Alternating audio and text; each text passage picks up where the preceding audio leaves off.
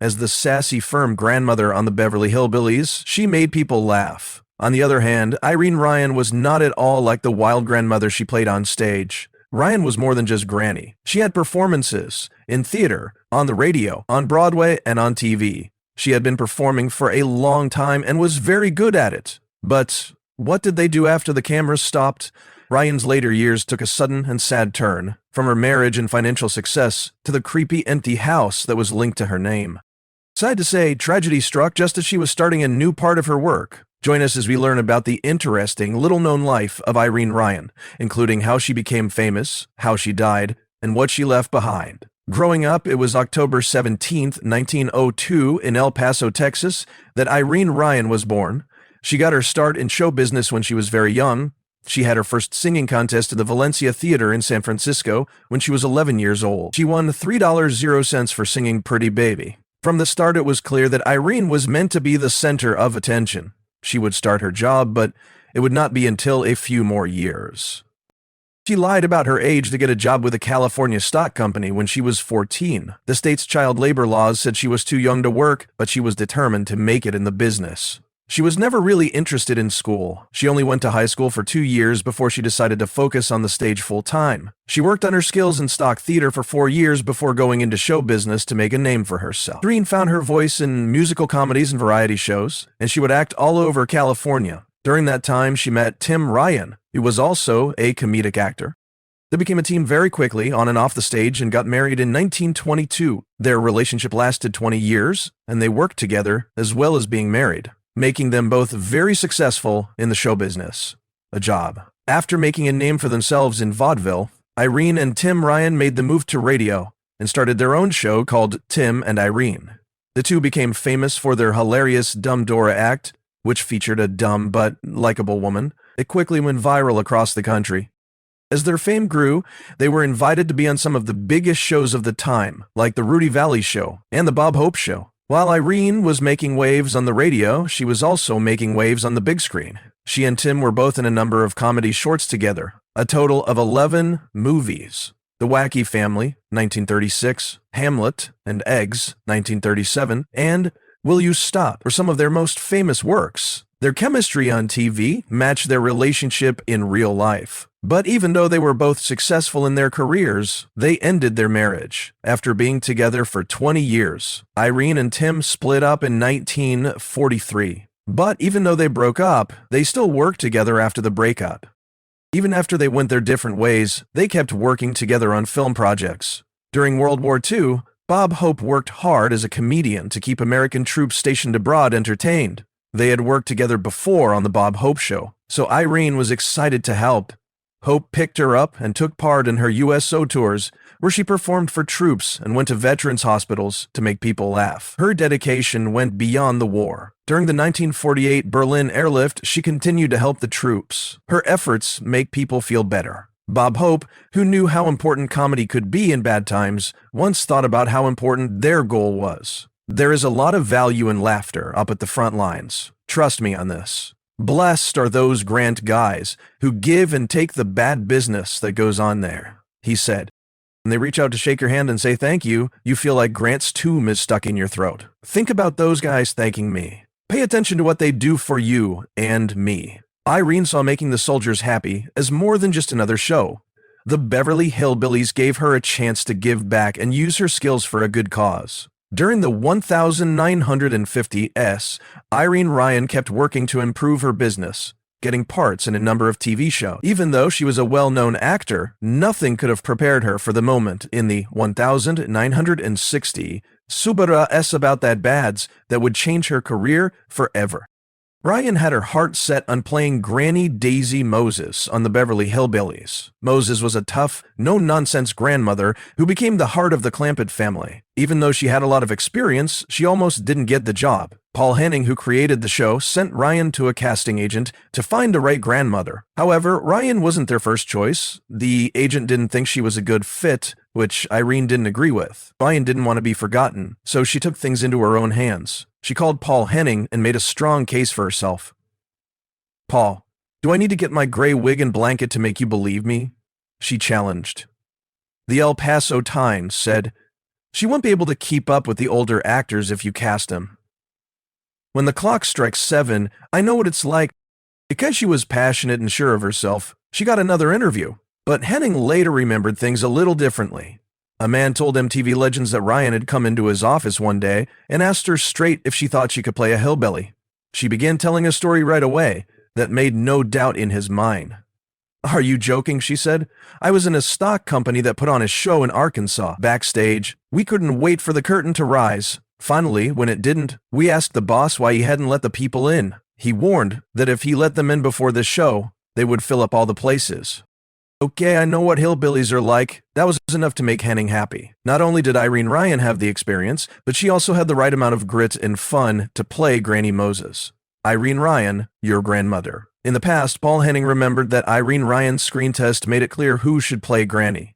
Henning said that B. Benetieri was there to try out for the part of Granny. He came over to me and said, "There's Granny." As soon as Irene Ryan read the part, she was really great. That's how Irene Ryan got the part of Granny Daisy Moses on the Beverly Hillbillies, which would be the most important part of her work. When it first aired in 1962, the show became a huge hit right away. The show was about a simple countryman named Jed Clampett, who was played by Buddy Ebsen, who became a fortune overnight when oil was found on his land. He could have lived splendidly in the country where he was used to living, but he packed up his family and moved to Beverly Hills, where old-fashioned country ways and high society living clashed in a funny way. Together with Ibsen, Max Baer Jr. played the naive but likable Jethro Bodine, Donna Douglas played the sweet and charming Ellie Mae Clampett, and Irene Ryan played Granny, the strict family mother who kept everyone in line. People fell in love with the show right away. The Beverly Hillbillies shot to the top of the ratings very quickly in just 3 weeks after its premiere. One spot, according to IMDb, making it the show with the fastest rise to the top in TV history. According to polls, it even did better than Bob Hope's famous show, which was something that no other show had done at the time.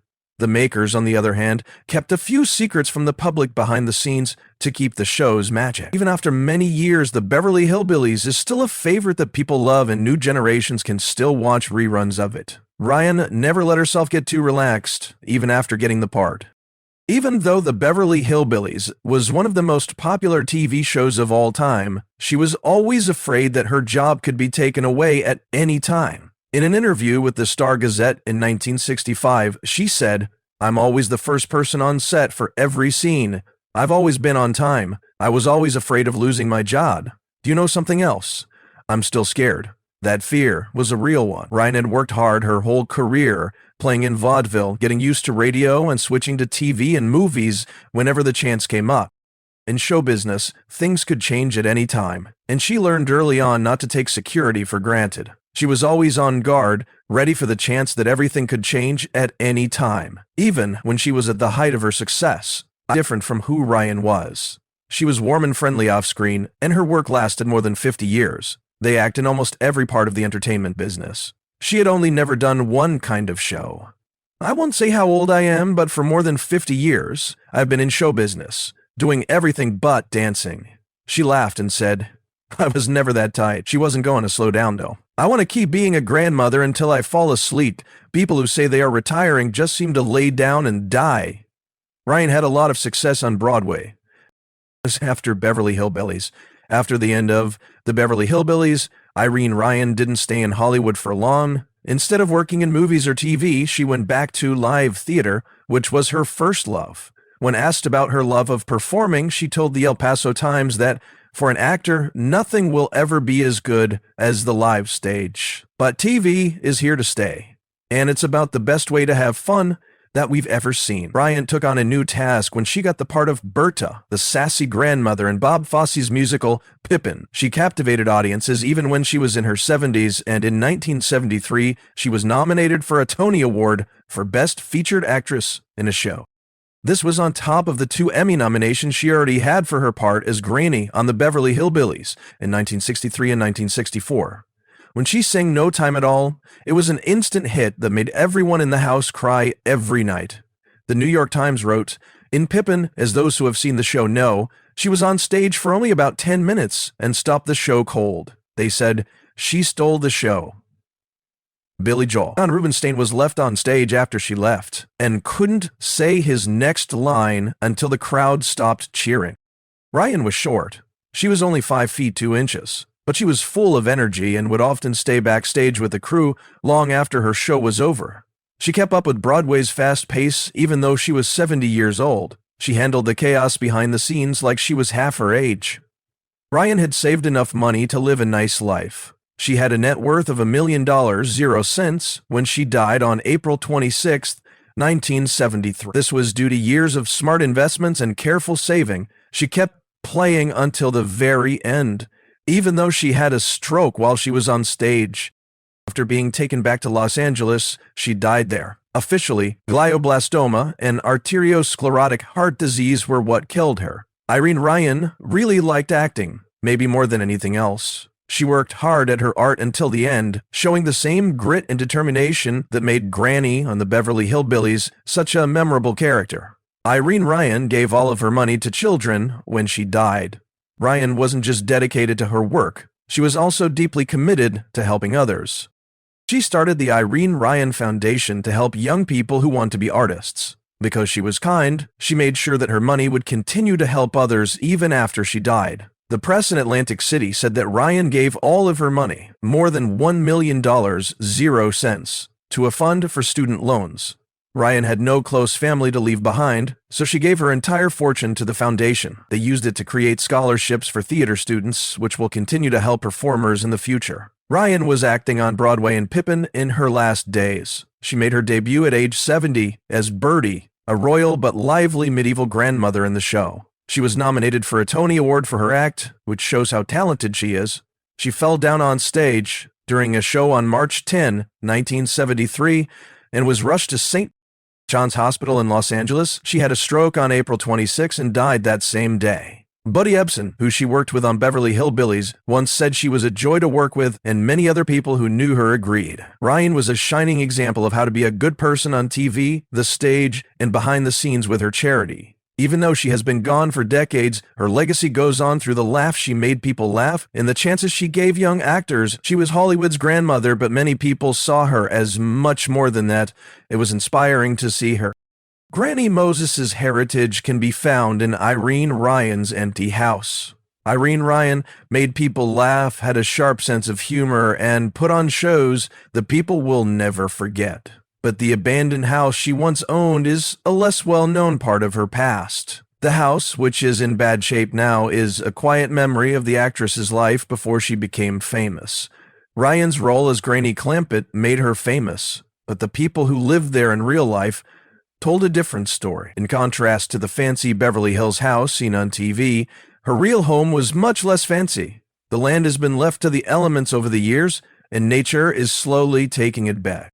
Reports and urban exploration reports say that the house is mostly still empty, with her personal items, work items, and furniture strewn around. Some people say that the dusty shelves still have old newspaper articles, framed photos, and other memorabilia that show what her life was like when she wasn't being photographed. Ryan died in 1973 and left behind a lot of money. She set up the Irene Ryan Foundation to help people who want to be artists. But her house, which used to be busy, is now just a lost ghost of Hollywood's golden age. Fans of the Beverly Hillbillies still remember Ryan fondly, not just for her role as Granny's funny antics, but also for how kind she was in real life and how hard she worked at her job. Even though no one lives in her house anymore, her influence is still strong. Thank you for reading about Daisy, Granny Moses, and Irene Ryan's lives. If you liked it, please like, follow, and turn on